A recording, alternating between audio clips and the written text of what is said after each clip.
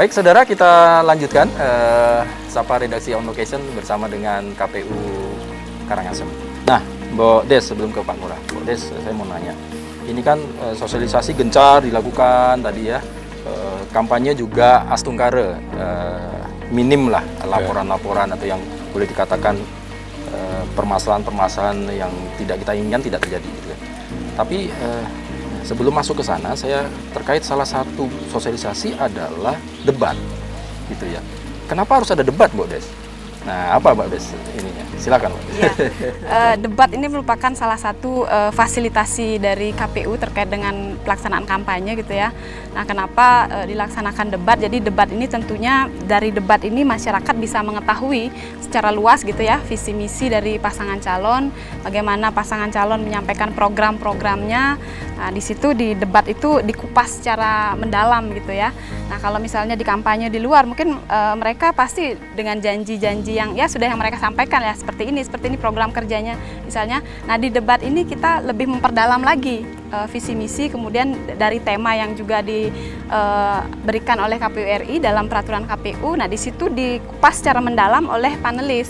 Ya, panelis-panelis yang kita tunjuk, artinya ada pihak-pihak independen juga yang menyampaikan pertanyaan-pertanyaan kepada pasangan calon terkait dengan yang ada kaitan dengan visi misi mereka juga. Jadi di lewat debat ini diharapkan masyarakat bisa betul-betul melihat pasangan calon pemimpin yang akan dipilih ya.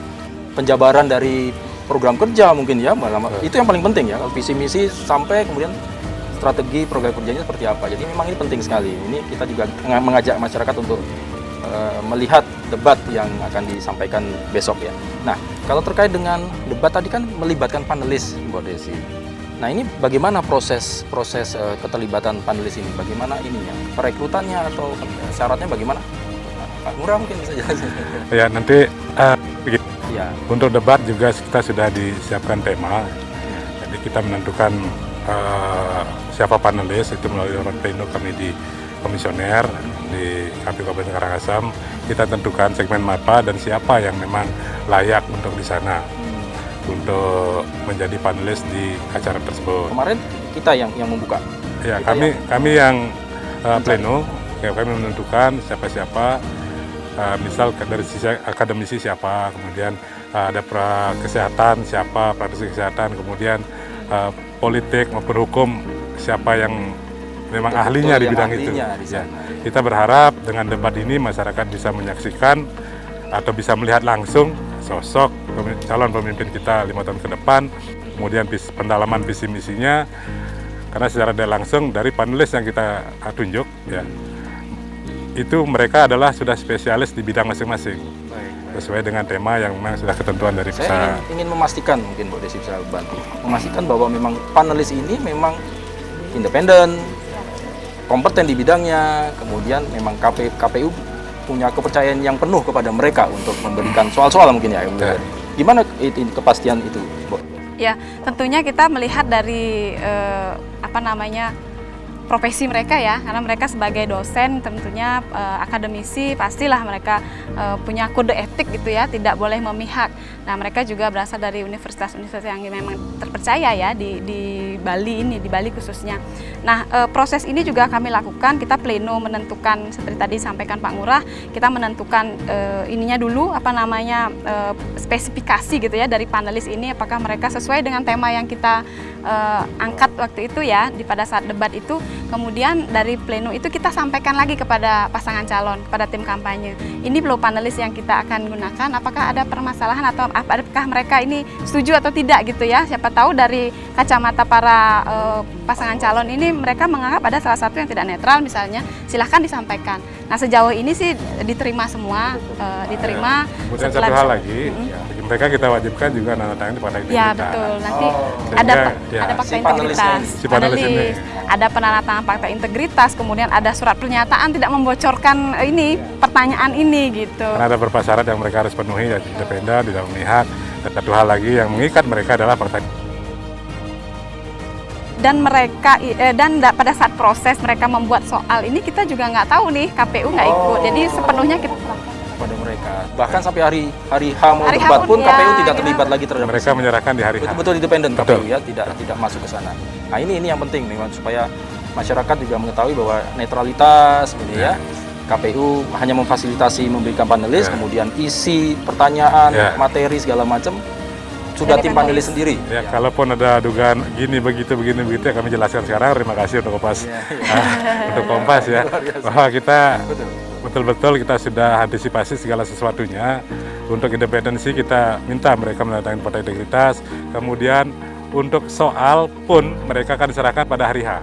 Nah, ya, itu dalam itu pun baru dibuka kalau nggak salah 1 jam sebelum debat kalau nggak salah ya. Dibukanya pada saat pada ini saat diambil dan sendiri oleh oh, hanya diserahkan. Penyerahannya 1 jam sebelum Satu jam debat. sebelum. Nah ini teman-teman atau masyarakat Karangasem jangan lupa hari Sabtu ya. Hari Sabtu. Hari Sabtu debat pasangan calon Bupati dan Wakil Bupati Karangasem jam 7 malam. Ya, di Kompas TV tentunya. Kompas TV dan disiarkan juga di radio yang di Karangasem. Di Karangasem. Wah, ini jangan lewatkan kesempatan ini untuk mengetahui betul-betul. Ini debat terakhir kalau nggak salah. Debat terakhir. Final ya. Nah.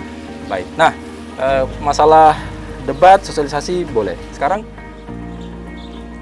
untuk di hari H, Pak Mbok Desi, ini apa hal-hal yang perlu disampaikan lagi kepada masyarakat? Lagi-lagi ini katanya ada hal baru kan, yang agak berbeda. Ini yang saya kira perlu terus disampaikan supaya masyarakat pun tidak enggan datang ke TPS. Ini kan tanggung jawab kita bersama.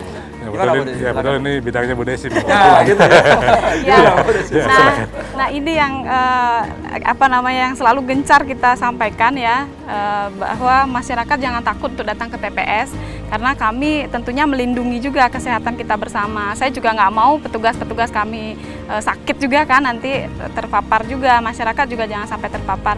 Ada 15 hal baru yang kita sebut 15 hal baru di TPS yang secara umum bisa kami gambarkan bahwa ada pengurangan atau penurunan jumlah pemilih di setiap TPS yang dulunya kalau biasanya pilkada itu 800 diturunkan menjadi 500, otomatis memang TPS-nya yang membengkak lebih banyak.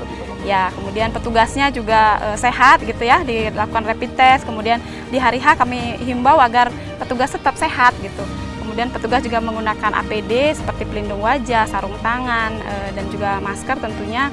Kemudian masyarakat juga kita minta nanti dalam C pemberitahuan juga di situ harus bawa pulpen sendiri, harus pakai penutup mulut dan hidung atau masker ya. Wajib. Kemudian bawa KTP elektronik.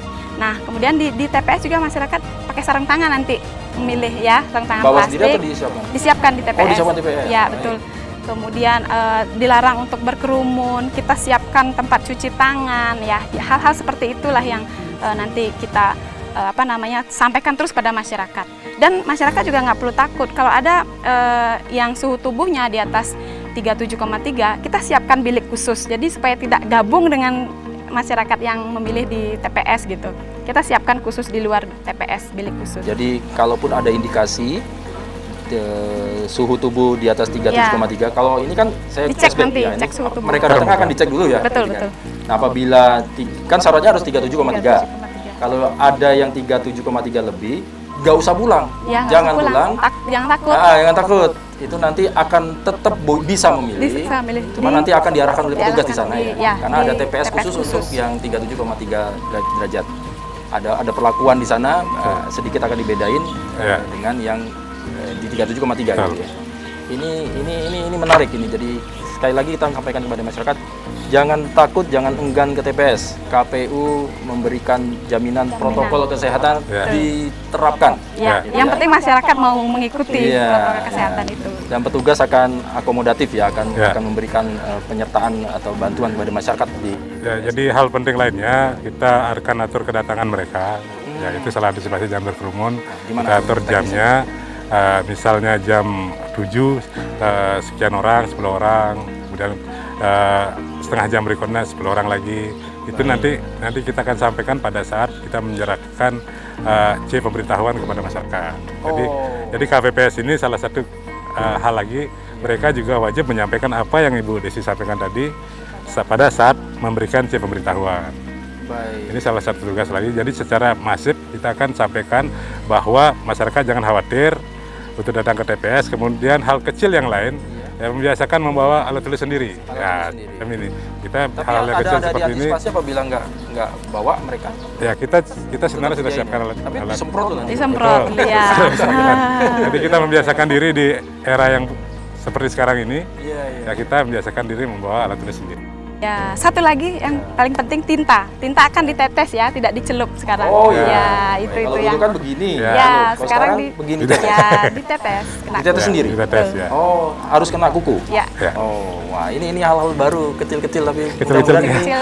bisa sampai ya kepada Ya. masyarakat Ya. supaya semua jadi aman nantinya Ya. ya, tidak ada komplain, tidak ada. Ya, apa. ya. Tapi sekali lagi mungkin yang perlu saya tambahkan bahwa kepada masyarakat bahwa ada pembagian waktu tadi ya, Ya. Pak Ngurah ya. Ya. Itu nanti KPPS yang akan menjelaskan kepada Iya, sekali lagi kita pemilih, mengupayakan, calon pemilih. kita mengupayakan KPPS itu mengingatkan kepada masyarakat untuk datang bergiliran. Bergiliran. Ya, 10 orang sampai nanti jam 13 kita tutup. semua masyarakat sudah. Tapi itu dipastikan akan mungkin ada catatan di C Ya, ada. Ya, tanggal jam berapa dia harus Ya, datang. betul. ya. Ada catatan. Masyarakat harus melihat itu ya. ya. Itu tadi. Terus kalau sudah selesai coblos pulang. Langsung pulang. Ya, karena nggak ada kerumunan gitu ya. Tidak lagi ada salam-salaman, Tidak tidak ada. tidak boleh euforia, nggak usah Biarlah. tunggu lagi Nggak usah. penghitungan gitu. Biarlah nanti KPPS, saksi, kemudian Bawaslu yang pengawas TPS yang ada di TPS pada saat itu. Karena apa? Setelah rekap kita langsung umumkan. Belum bisa diakses lewat Sirekap. Baik, waduh menarik ini hal baru. Mudah-mudahan ini memang menjadi perhatian juga pada Ya. masyarakat calon pemilih. Ya. Gitu. Baik saudara, jangan kemana-mana. Nanti kita akan lanjutkan lagi masih bersama KPU Karangasem setelah yang satu ini.